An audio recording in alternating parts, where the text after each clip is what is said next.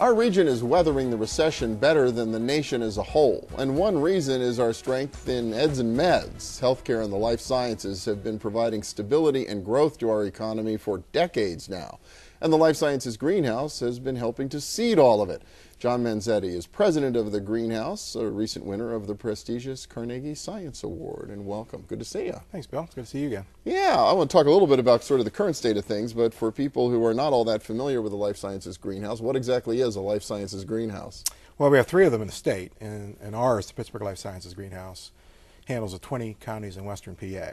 And we're here to focus our attention on developing concepts from the universities and entrepreneurs in healthcare and life sciences into commercialized products for the benefit of mankind. So we're hard at work putting our effort together and funds and our talent and providing space and capital to entrepreneurs to get their companies started, but then get them funded so they can continue to the marketplace and create solutions for healthcare problems. I take it formed because there was a need, an identified need for this sort of thing around here or in Pennsylvania? Well, there was in Pennsylvania. Actually, Pennsylvania was the only state that used the entire amount of the tobacco settlement funds back in 2001 and 2002 for the purposes of benefiting healthcare related activities.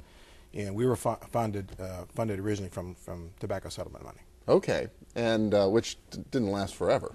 Well, the initial thought of some of the folks back then was after 5 years we'd be off and running and everything would be great, but it takes longer than 5 years to put a life sciences product to market because of FDA approvals, clinical trials, testing requirements that are just a little bit longer than healthcare or just a bit longer than IT or other technology solutions. So that wasn't quite factored in, but as I mentioned to you earlier, 5 years from almost the day or the month that we made our first investment, we got the return on that first investment. It was pretty spectacular. Really? And what was the? Oh, that was Renal Solutions. Renal Solutions. Okay, I remember those headlines. Right? Yeah, it was great, and we got a nice pop back from them, and we're very happy. We had 3 other returns as well, smaller companies, but right now our returns are there for us for the future.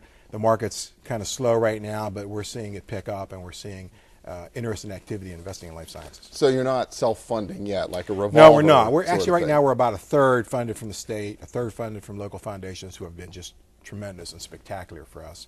And we're generating a third of our own. So I suspect in the next few years we'll be moving that bar up a little bit and we'll be able to be self-sustainable. Well, and that was, I remember when all this started, that was one of the issues in traditional venture capital because they didn't have the patience to deal with life sciences. Yeah, that's right. And we have the patience and we have the knowledge, and we actually have an executive program that supports detailed, in-depth analysis of the 5 segments we serve. And that helps us make very high-quality decisions on investments and technologies. And we take the technology risk actually off the table for venture capitalists.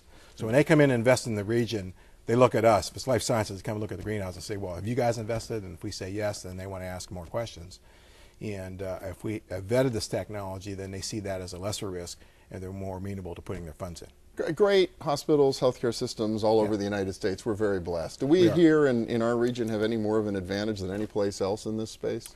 Well, our region has a tremendous advantage in this space, and the reason is the technology coming out of the universities here, in particular, and UPMC also, Pitt and Carnegie Mellon, Duquesne to some level, other universities. It's just spectacular, and the way we put that technology to work and we create those concepts, we move them into the marketplace through our programs and processes with the help of all of our other economic development partners and all of our other partners in Western PA. This is a great place to raise a company. And you've even lately been broadening the definition of our region by partnering with, heaven forbid, our friends next door. Partnering with Ohio, right? Yeah. Well, you know, people ask me how I sleep at night investing in Ohio. Well, I don't. We keep with our charter, and we partner with our friends in Cleveland, Bioenterprise. 3 years ago, the CEO and I, Baiju Shaw, got together and we talked about we're pretty similar organizations, although we do investing, they don't. We kept with our regions, kept with our missions, but we collaborated into creating an excitement about the region that attracted venture capital to both regions, and it's worked. Because if you get a VC to Cleveland, then I can convince them to drive an hour and a half to Pittsburgh, and vice versa. So we picked up probably a dozen or 15 additional venture contacts because we can connect the two and we can create a bigger presence. Between the 2 cities, there's something like 800 different life sciences companies, over $1 billion, 200 million of NIH funding, thousands of jobs, you know, so the VCs like to come here. There's lots of technology here in life sciences, and if you broaden that out into the tech belt, which is being formed through an effort by Congressman Altmaier and his counterpart in Ohio, Congressman Ryan. It gets really exciting because you get lots of companies, you get manufacturing, you get regular technology, robotics, IT, robotics out of CMU, of course, IT out of lots of different places, including Pitt. It becomes very exciting.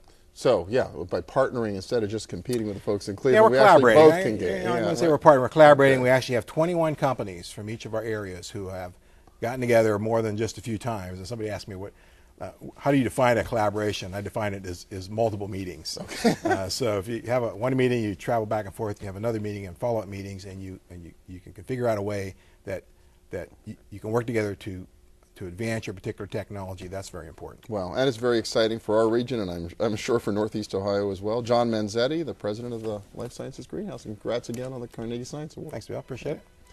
And we'll be back in a minute with a little dollars and cents. Stay with us.